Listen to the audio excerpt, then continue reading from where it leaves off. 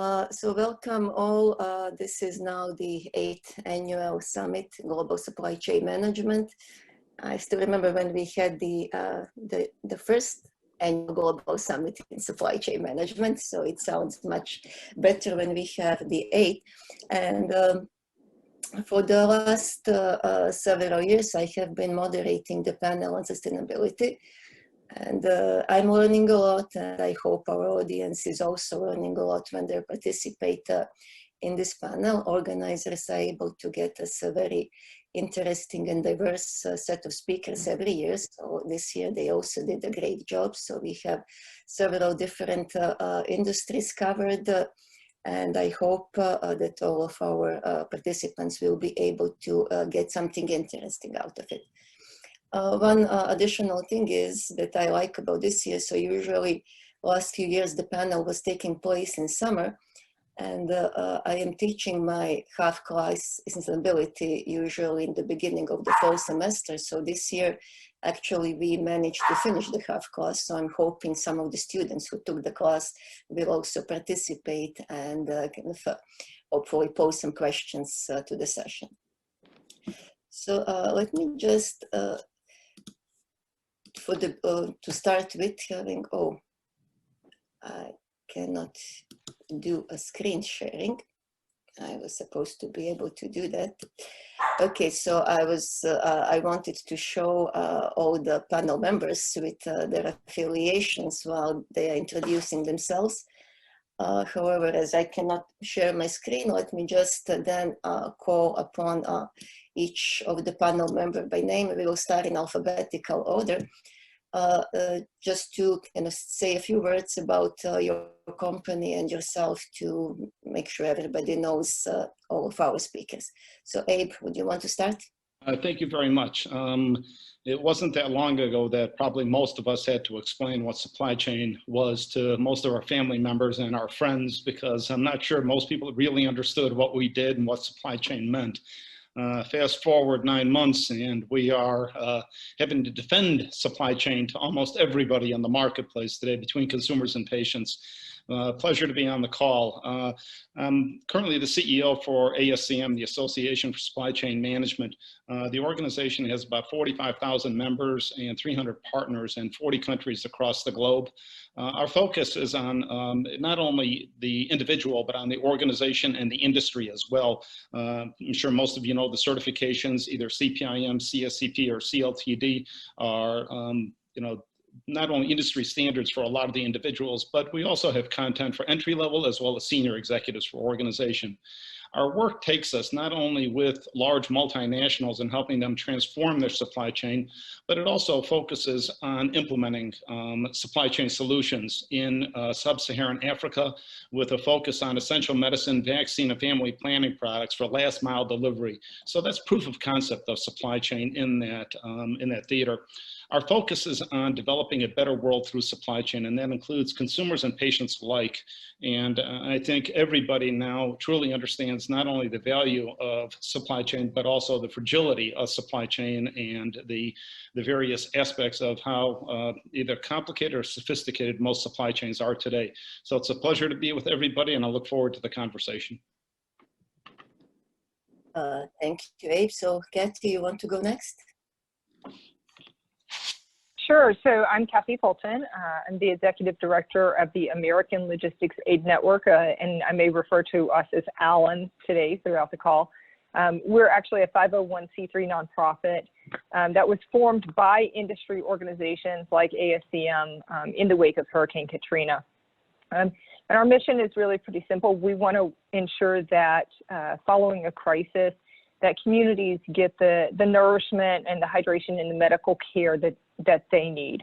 We do that by partnering with businesses, nonprofits, and government entities, just to really unify the response efforts, bring together all of the capabilities that businesses have, while also representing to them the needs that the nonprofit community has in serving those affected by crisis.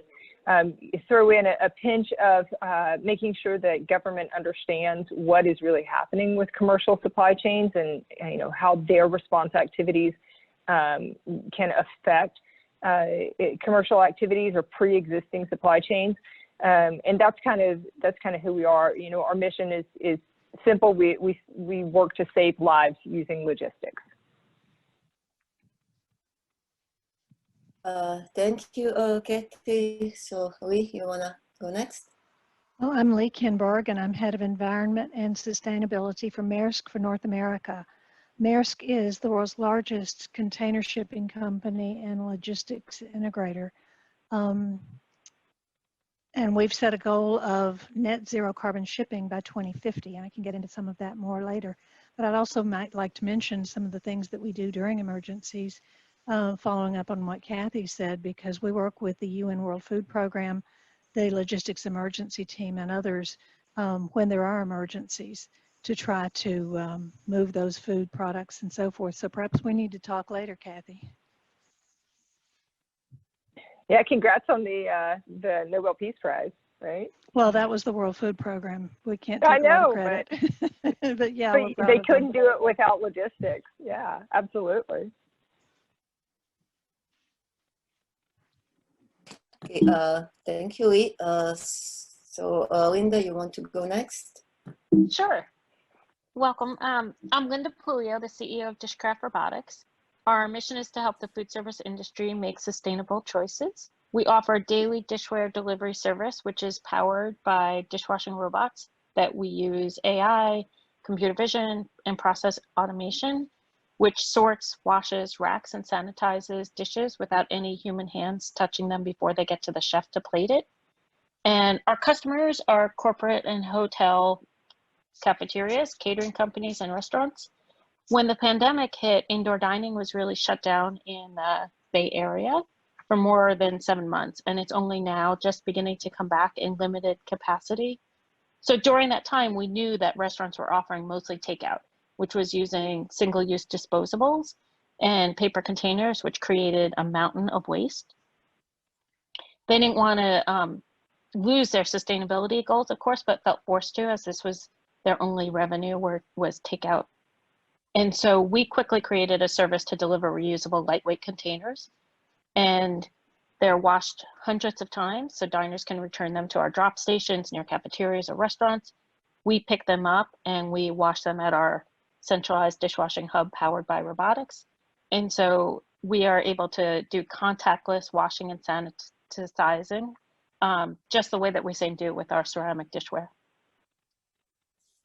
Okay, thanks, Linda. And last but not least, Heather.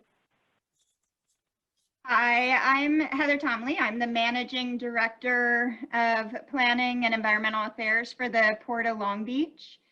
And the port is we are the second largest container port in North America, second to our neighbor, Port of Los Angeles. And together, a little less than 40% of the containerized imports that enter the United States come through our port complex. We have been operating as an industrial port for more than 100 years. We are a state asset that's been entrusted to the city of Long Beach through the Tidelands Trust to be operated as a commercial port. And we, as the Port of Long Beach, or the Harbor Administration, we act as the landlord, and we lease out operation of the terminals to terminal operators. So we don't actually own or operate any of the equipment ourselves. We are located adjacent to local communities, multiple local communities right next to the port area. And in the early 2000s, there was a lot of criticism that not enough was being done to address the environmental impacts associated with port operations. And so at that time, Port of Long Beach moved forward in 2005 with adopting our Green Port policy. And since that time, we have been moving forward very aggressively with implementing environmental and sustainability programs. And so we have now at this point a good track record of proven success in implementing programs to address environmental impacts. And we still have a lot of work to do, but we're continuing to move forward. So I'm looking forward to the discussion today. This is I think maybe my third time participating on this panel as a part of the conference, and it's always a good discussion. So thank you for inviting me back. Yes, so I think the two of us started the same time being on this panel. You were the guest first time I was hosting it, and I've seen you every year ever since. And actually, so let's then continue with you, because you've been here kind of several times already. And so if we have some of the repeated visitors who are in audience, they already know a little bit about some of the projects that the port was doing. And I mean, everybody in LA knows that the two ports are really big and important thing. And the theme of the summit is future of supply chains outlook to 2025. And so I thought, we would just talk about all the nice things we have planned. And then we had the pandemic coming in, and I'm sure many of the plans actually did change for quite a few of you who are attending. As Abe said at the beginning, a lot of people did not really know what supply chains are, but now they know much better about what they are and how they do. But I'm sure that also, some of the plans, some things have to be slowed down, something has to be sped up because of the change in environment. So can you tell us a little bit about how the Green Port is dealing with these changes that came because of the pandemic? Sure, I can start with what's been happening at the port over the last several months. I think this year is, as all of us can attest, this has not been a normal year by any means. And so I think that what we've all learned to do is to be flexible and adaptable and creative and everything else to figure out what we need to do to get through all of the challenges that are in front of us. I guess to start, the port is open for business. All of our cargo terminals are open and operating. The vessels, the trucks, the trains, they're all still arriving and departing from the port. And we've been open without interruption throughout the coronavirus crisis and since the stay-at-home order was initiated. The port's identified as an essential operation to remain open, and so we've been continuing our operations. Our priority has been on the safety and the well-being of the workforce and making sure that operations can continue safely, while at the same time making sure that we're ensuring that the cargo operations can continue and we can maintain the supply chain and ensure that the everyday goods that come through the port can continue to be available. The terminal operators have increased the frequency and intensity of their cleaning efforts in all of the shared areas. They've taken steps to limit face-to-face interactions in their operations. And early on, an agreement was reached to allow the evening gates to open 1 hour later for trucks so that additional time could be spent cleaning the equipment between the first and second shift to make sure that the workforce could be protected. The Port of Long Beach has also been involved with the distribution of masks and personal protective equipment to the terminals and other port industry stakeholders and to the community surrounding the port as well. We also have opened a COVID test site in the port that's open, free, with no appointments for the port-related workers, and it's also available to the general public with appointments.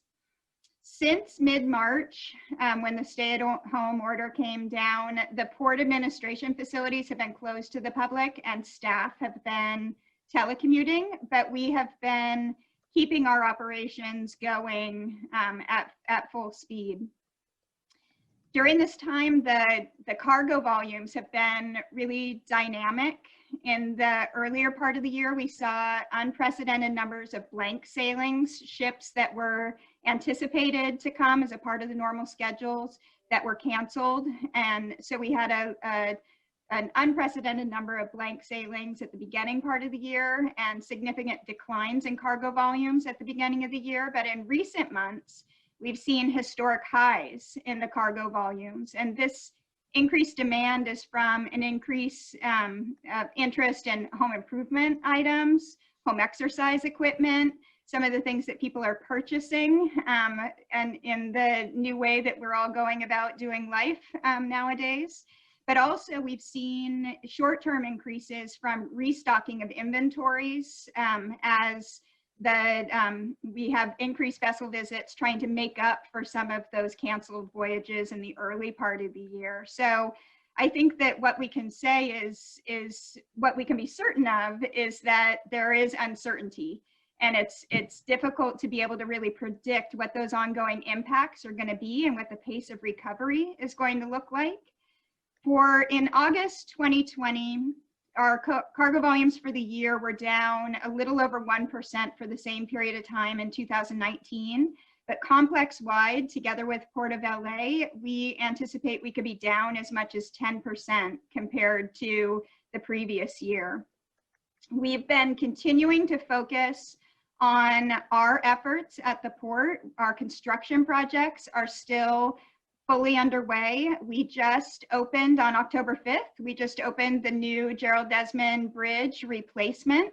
So that's now been opened for traffic, and our other construction projects also continue. And on the sustainability front, our efforts have also been continuing as we had planned for the most part. We have no change in our environmental goals. We're continued to be focused on our long-term goals, getting to zero emissions in the terminals by 2030 for the terminal equipment and for on-road trucks by 2035. And we're navigating through the near-term disruptions and challenges that we're facing right now, but remaining to stay focused on those longer-term goals. Regulatory activities have continued. Existing regulations are still in force and are still being implemented.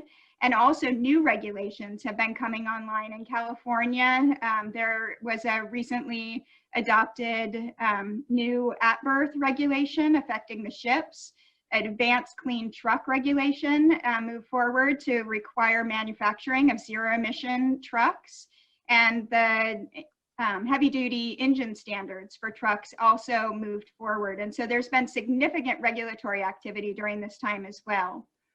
We're still moving forward with implementing our zero emission projects. We've talked in years past on this panel about a lot of the demonstration projects that we've been moving forward with to develop and demonstrate zero emissions equipment.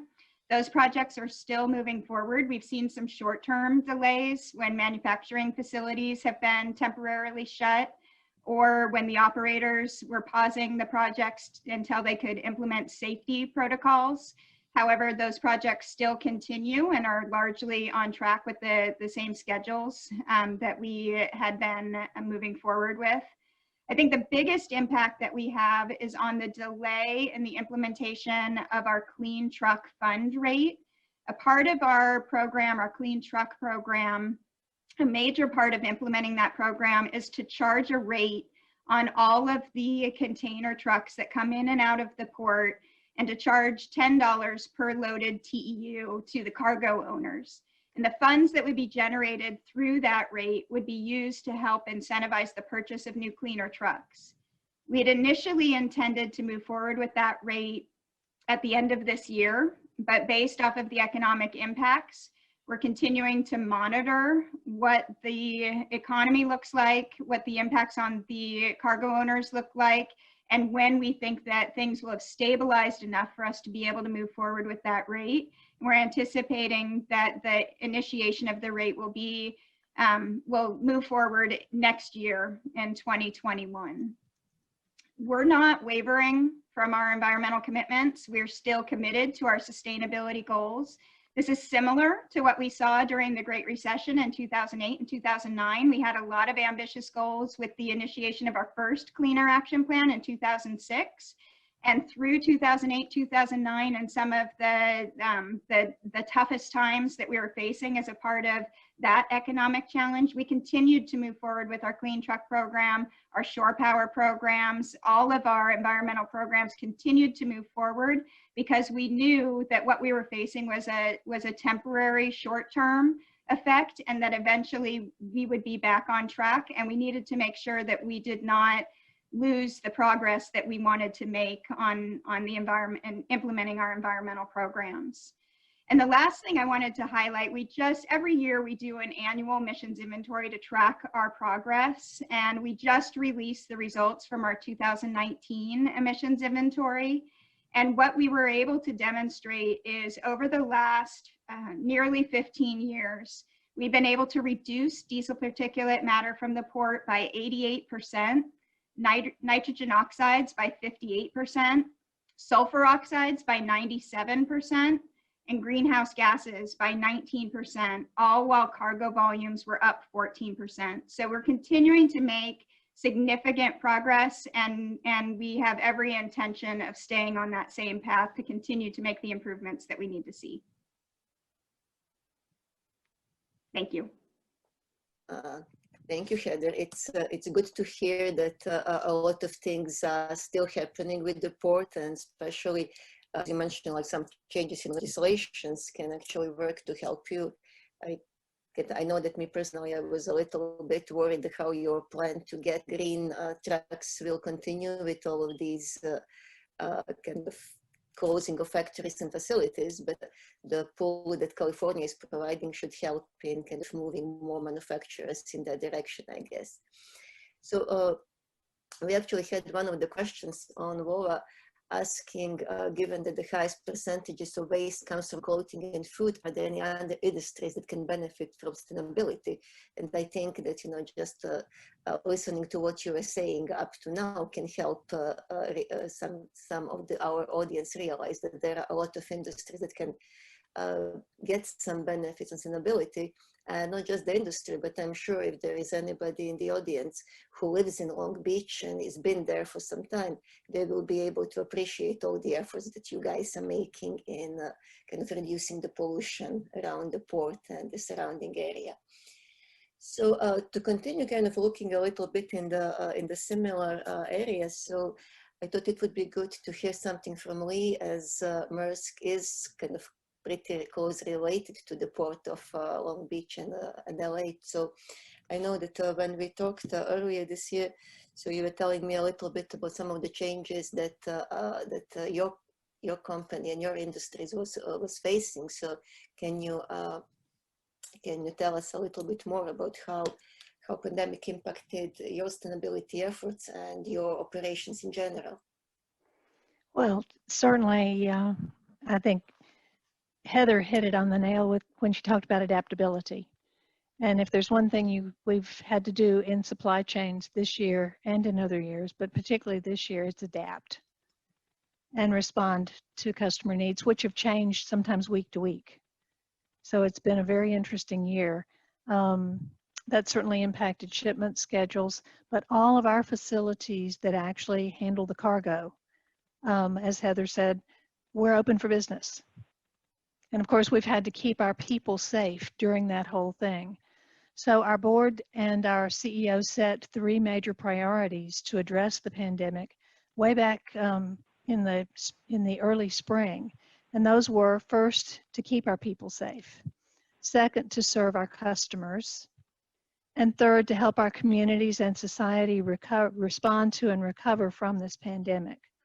And that has been our consistent set of priorities in every executive update and every town hall meeting throughout this whole situation.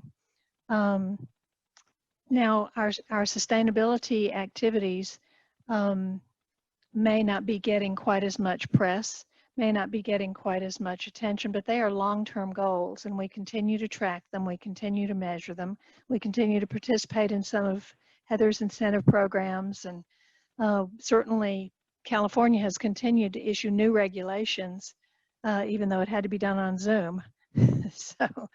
So those things are continuing to move forward. One of the interesting things I thought you might like to hear about is the part of the supply chain that most people see very little of is the mariners at sea.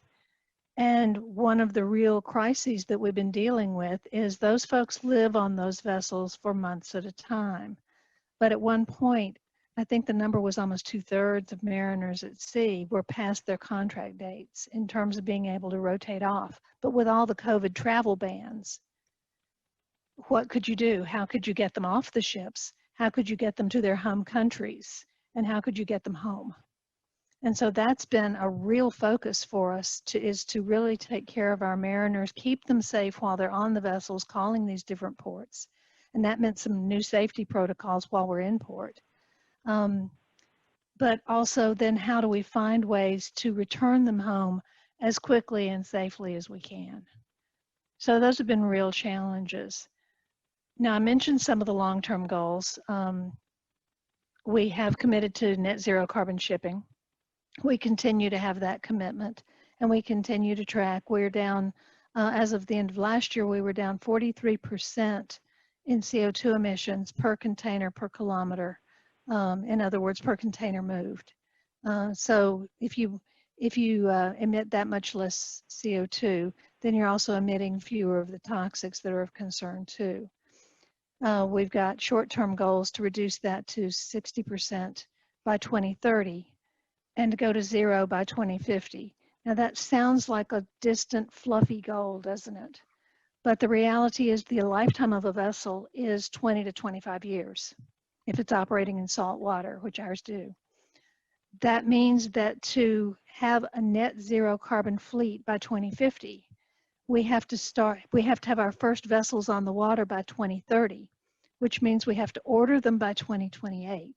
So we have to design them by 2027. So we literally are making design decisions for that fleet in the next 3 to 5 years. This is not a distant, fluffy goal. This is an immediate, high intensity activity, and we have a lot of engineers right now working on these things, but we've also said this is not something we know how to do ourselves. So we've reached out to all sorts of stakeholders asking for the opportunity to partner with them to accelerate development of the new technologies and fuels needed to make all of this happen. We also have goals in responsible ship recycling, where we're working in India to recycle ships responsibly. We are also committed to trying to cut food waste in half, or doing our part for that, between the farm and the market, where an awful lot of food is lost. And we're working to bring the benefits of trade to places where people need help to lift themselves out of poverty. So we partner with groups like She Trades and others to try to not only provide market development, but also do mentoring. And we've done training programs with She Trades so that we can help lower the barriers to export, so that these small enterprises, many of which are owned by women, have the opportunity to actually export their goods. So those are our 4 big sustainability priorities. And of course, we have the whole foundational of environment, health, and safety, anti-corruption, diversity and inclusion, and the other sustainability concerns that we all are concerned about. And they're reported annually in our annual sustainability report that's on our website if anyone wants to know more. Thank you, Lee. And I was noticing how Heather was smiling and nodding when you were talking about your timeline, because she's also going through similar thing with the trucks. I remember when we were discussing how they have to start planning way before, like in order to get those green trucks, zero emission trucks in time. So it's also funny when you now mention like how you have this like She Trade. I just noticed that our panel is quite female, except Abe, who is kind of one of the male representatives. Everybody else on the panel is female. Didn't even notice it before this. So Linda, you mentioned when you introduced your company how it was really, one would think, not the best time for companies such as yours that deals with restaurants and food industry, and like the pandemic really was not very kind to this industry, but you guys managed to kind of switch a little bit, kind of going from doing just washing of existing kind of porcelain and metal utensils to kind of moving to the containers, reusable containers and so on. So it's kind of really interesting how you, in line with what Lee said, you have to be adaptable and you have to change kind of fast in order to be able to actually survive. So can you tell us a little bit about, what your plans initially were and how did it change with the current environment in which we are? Absolutely. Originally, we are much like linen service, where we're delivering wares every day to a food service provider. We had been concentrating pre-pandemic mostly on offices and businesses, but we found that our corporate cafeterias were mostly work from home, and so that reduced our revenue to about 10% in that vertical. So what we did was, in response, we added reusable lightweight lidded containers to address really a takeout mentality now. And we added hotels, restaurants, and healthcare to our service. We developed technology which enables contactless delivery of wares so that no human hand touches the ware until the chef plates it, which is really important in today's environment on safety and health. We also added protocols that surpass health and safety regulations within the ware washing. And we really expanded our service. So right now we're pretty excited because the restaurant industry has been making huge strides in reducing plastic waste in the supply chain before the pandemic. But what happened during the pandemic is waste has gone up about 20%. And so by using our reusable service, it's really addressed this in a way that we're really hopeful that we can create a much better sustainable effort across the industry. To that end, we're working with a zero waste nonprofit upstream. They're helping us bring our reusable takeout container delivery service to restaurants around the Bay Area now. We're pretty excited. Oops. And we're also partnering with municipal governments to make our service accessible and affordable to all restaurants. I keep forgetting to mute and unmute myself. So still getting used to it. No, so you were also when we were talking, you were mentioning how you guys were also looking in the market for like clean vehicles for doing deliveries and so on, trying to also kind of improve your footprint in that way. Yeah, so we have worked a lot on logistics to reduce our travel. We use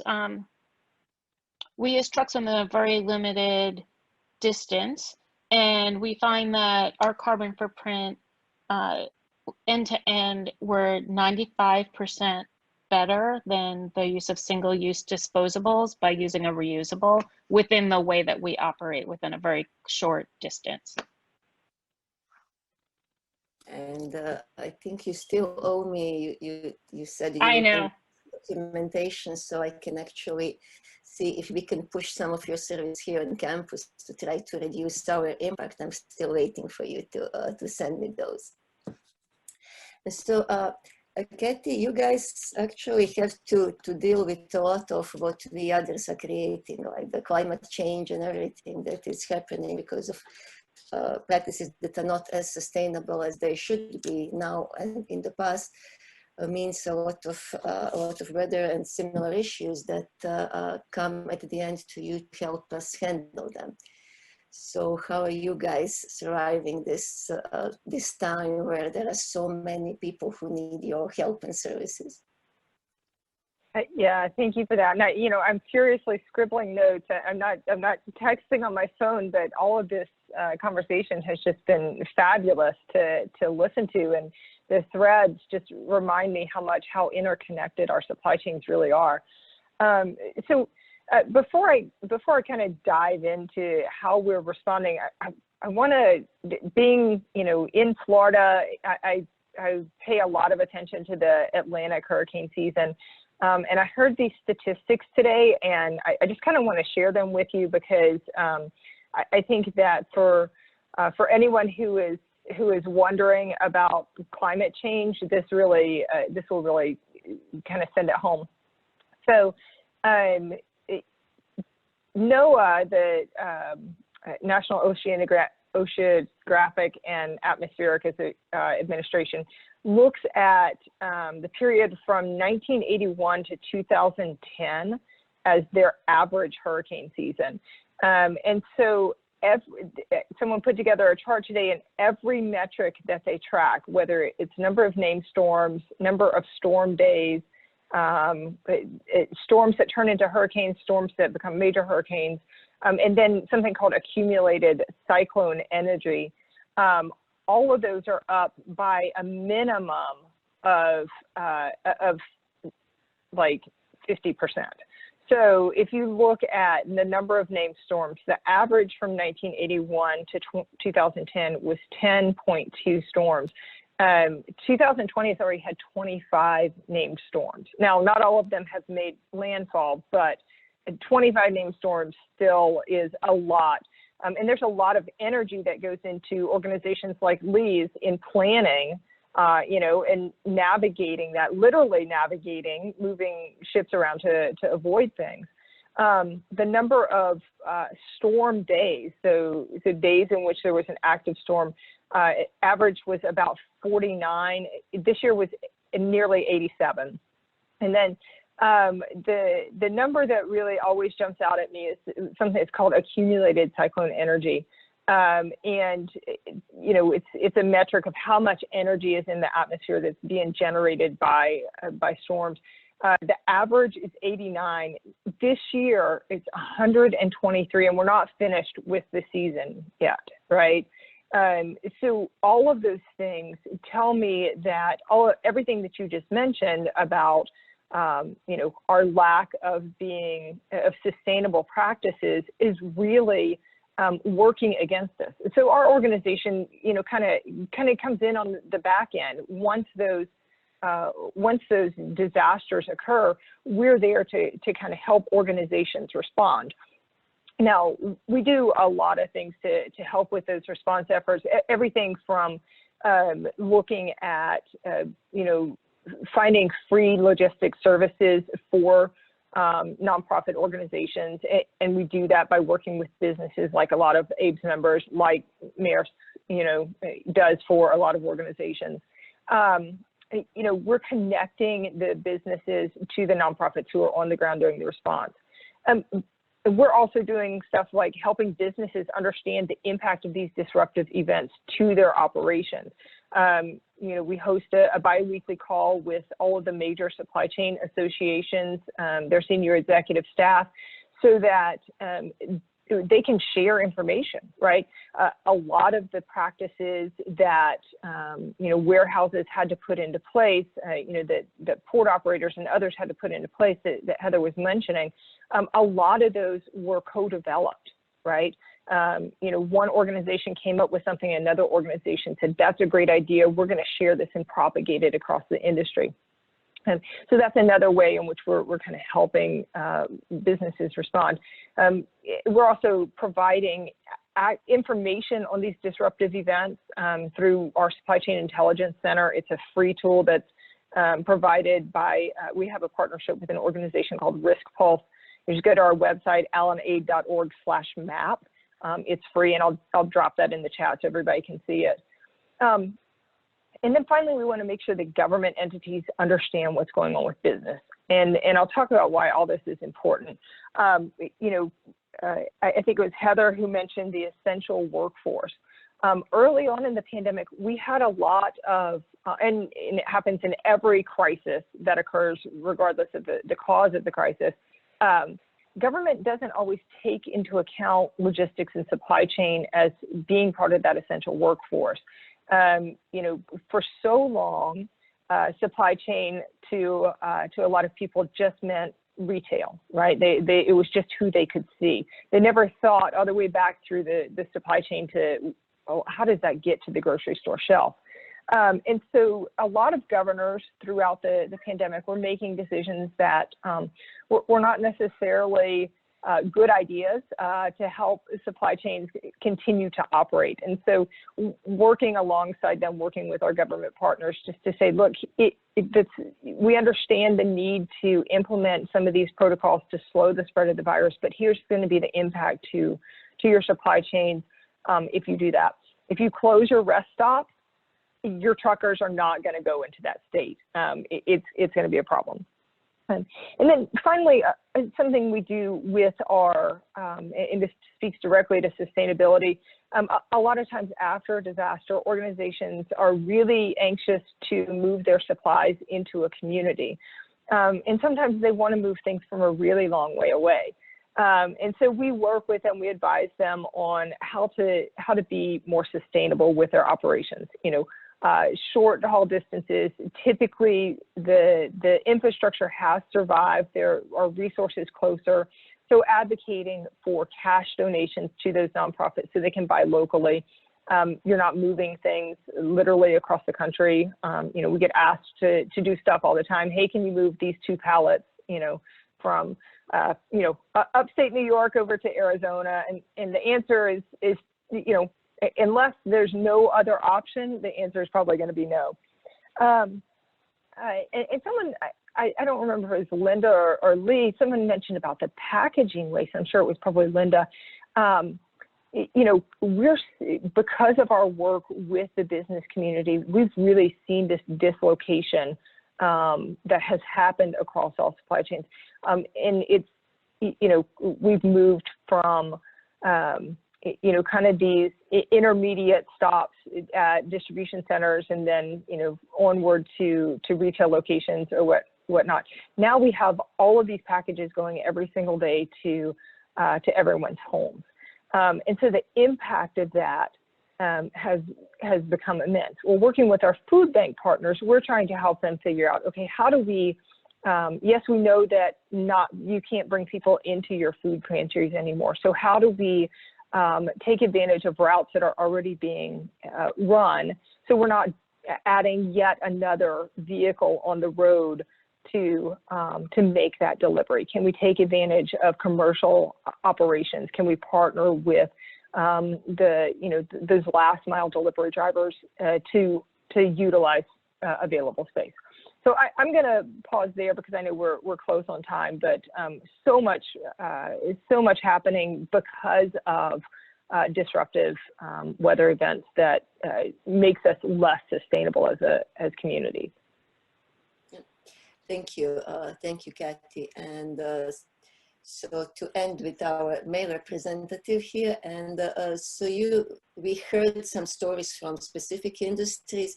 You can stand here for the Association of Supply Chain Management. So can you give us a little bit an overall perspective? So what do you see as some of the biggest issues that came to supply chains in general, and especially in the way trying to deal with sustainability and pandemic at the same time?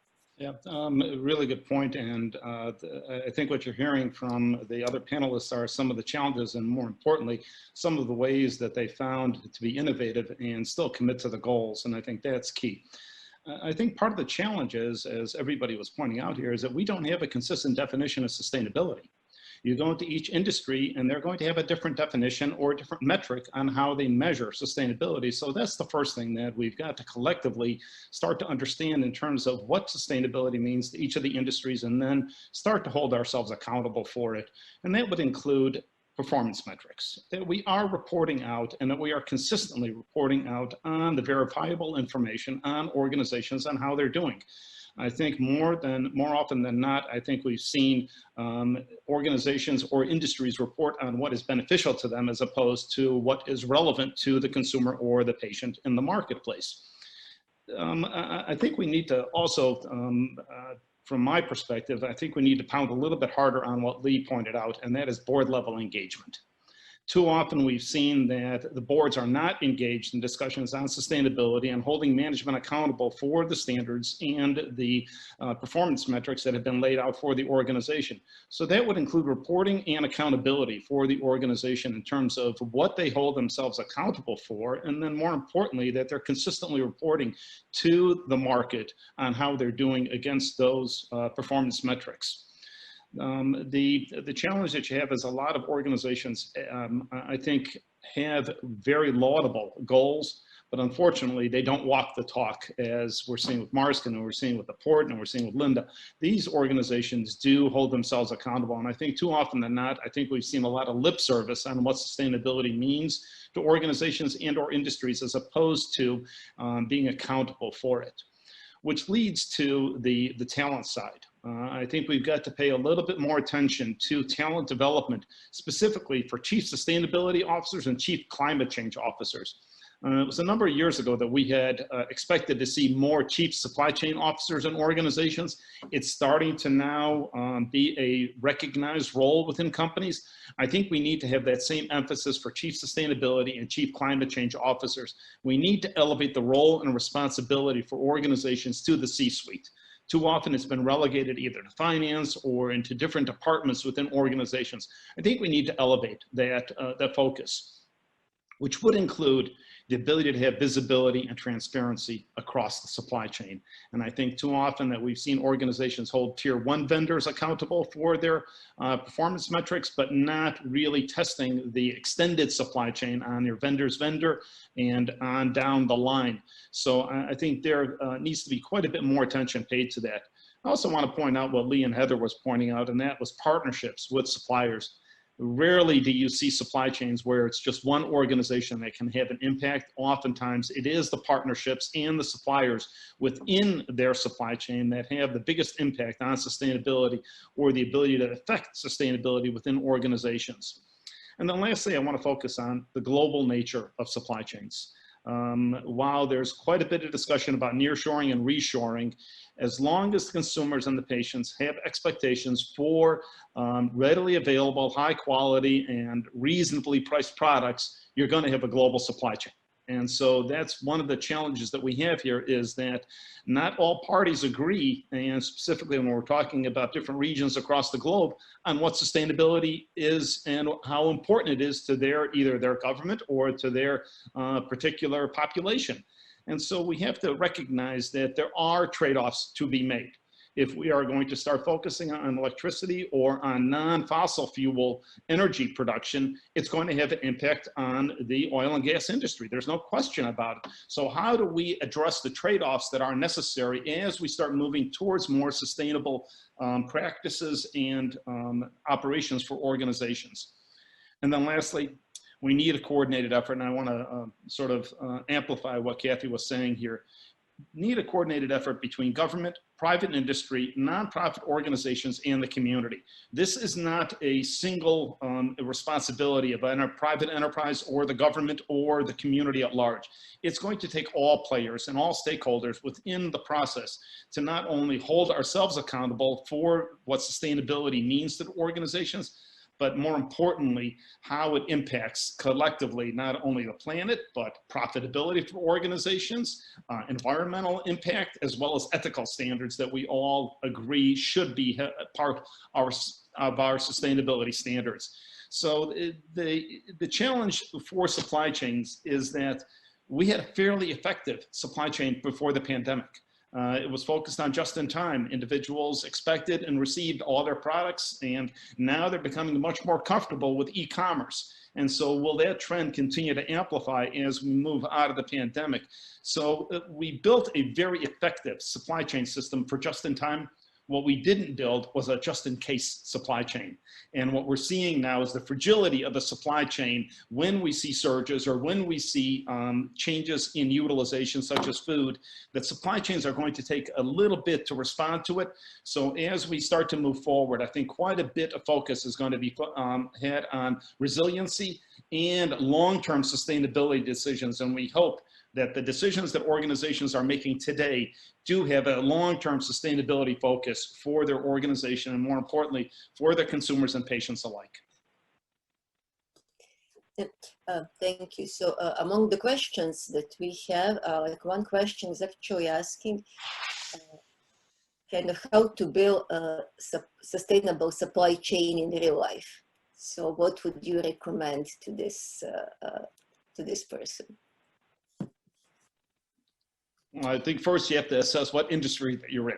So, you know, and what are the challenges within that industry? So I would say first, get to the association industry, get to the association that represents your industry and find out what their protocols are for sustainability. That's first. Secondly, I would take a look at the UN Global Compact. There are a whole host, or, you know, there are circular economy. There are a whole host of standards that are out there. We don't need to develop a lot more. What we need to do is refine those for the particular industries that have evolved those. I would say that, you know, assess, you know, climate change officers and sustainability officers and find out from them what they consider as critical to your industry. And so I think there's quite a bit that can be done with little effort to identify what needs to be, you know, considered as part of your sustainability program. That doesn't mean that, you know, it's going to be inexpensive or easy to implement, but at least you should find readily available resources on what sustainability means to your organization. Thank you. And so when we are talking about this, so what sustainability means to your organization, can I have each of you tell me what sustainability means for your organization? Like we can go like Kathy, if you want to. Yeah, I think it really harkens back to, are we utilizing the resources in an efficient fashion? Are we making good decisions about how we respond after disruptive events? Are we utilizing those pre-existing supply chains rather than standing up replacement supply chains, which are far less efficient and which, you know, often do not benefit from the practice of doing them every single day. So you end up with a lot of waste. And I think that's what sustainability is really about for us. Thank you. Lee? Mike? And we talked about that before, about remembering to unmute ourselves. Our sustainability strategy is based on a materiality assessment and also based on the United Nations Sustainable Development Goals. And that's a great starting point for really looking at what you need to be looking at. But then that materiality assessment is where you make it personal, where you go out and assess all kinds of different stakeholders, those who are friends of yours and those who are perhaps not friends of yours, in terms of what's important to them. And so those are tools that are pretty important. I might respond too to Abe about the need to train chief sustainability officers and chief supply chain officers. There's a wonderful program called Competent Boards. And full disclosure, I'm a graduate of the program. So if you need information on that, I can put something in the chat. But it's a wonderful, like 6-month distance learning program with CEOs and practitioners and board members from around the world. So a fabulous program, and I highly recommend it. They also can be followed on LinkedIn. Thank you. So Linda, how about sustainability for your company? Sure. I mean, we try to live it within our company and make sustainable choices in how we behave, even corporate, as well as obviously our product is, we think makes a massive difference. And so we look at water, power, energy, fuel, every single thing that we can do that we can reduce to try to create a zero waste society. Thanks. And Heather? So the Port of Long Beach we're a local government.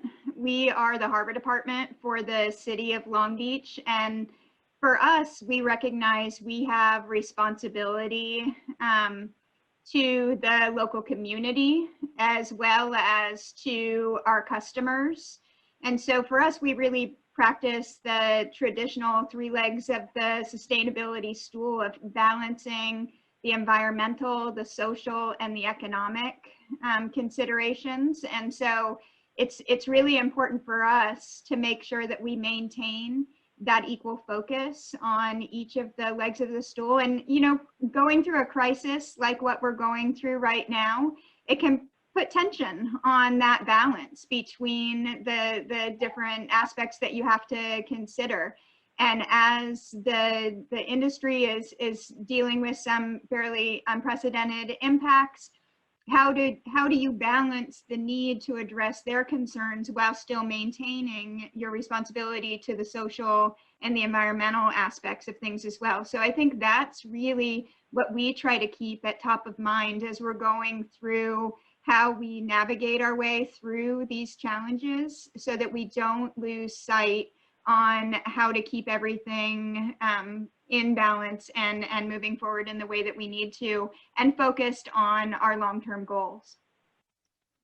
So I actually have one related question for you. So that came from from an audience member asking if you can say something about how some of the environmental measures, like the ones implemented at the container terminal, have affected labor.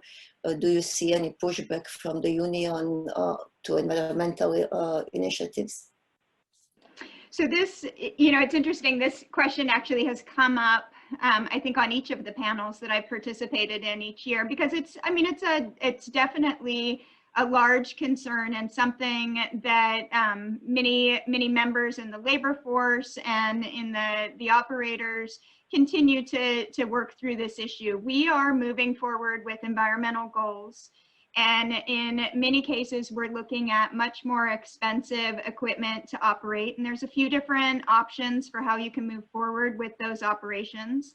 I think from our standpoint, we don't anticipate there's going to be a one-size-fits-all approach to any of this. We have the example in Port of Long Beach of the Long Beach container terminal operation at Middle Harbor, where they've moved forward with a largely automated terminal to achieve their zero emission operations. But we're also heavily invested in the demonstration projects that we're moving forward with at other terminals, looking at zero emission equipment that's one-for-one replacement, traditionally operated. We think that there's going to be a mix, and I think that we, as the Port of Long Beach, we have identified our environmental goals, and we're working with the operators to move forward with achieving those goals, but we don't dictate the operations and how those operations occur. And I think that that's going to be a calculation that each operator needs to determine of what's the way that they can move forward. Again, looking at the balance of how do they achieve the economic and the environmental and the social aspect all together.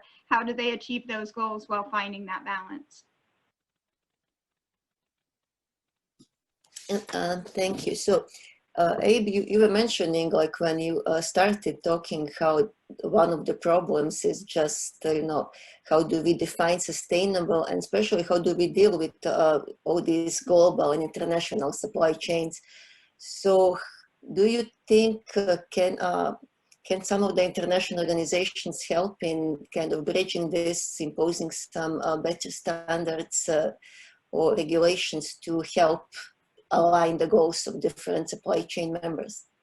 Yeah, I think this is where the relationships between government and private sector intersect here, because unless we see organizations and governments willing to hold organizations accountable, I don't think you're going to see the level of participation or partnership necessary between those entities.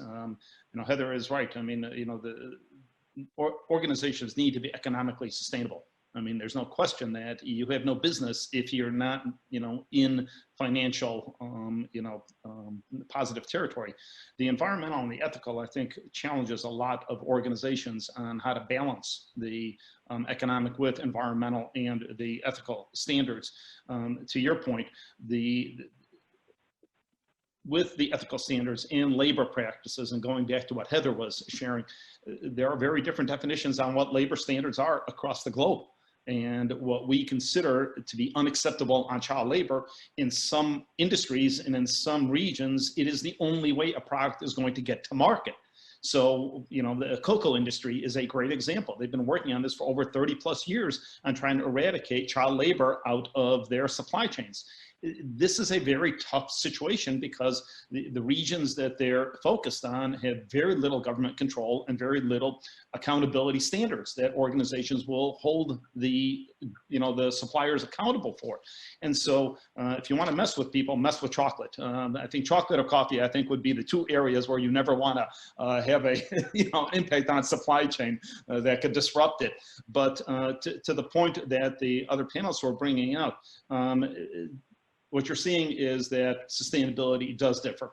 And I think it's important that within industries and within organizations, they hold themselves accountable for it. I mean, as Lee was pointing out, there are a number of sustainability indexes and initiatives out there. I don't know that we need more. The two that we're focused on are more time-based, and that is short-term sustainability versus long-term sustainability. Where short-term, how resilient are you as an organization? Can you withstand a tsunami or an earthquake in your particular region? Those are short-term resilient issues. Long-term sustainability is, water and, clean air and a lot of the carbon issues that we're dealing with. You need to balance both that short-term resiliency and the long-term sustainability that a lot of organizations hold themselves accountable for.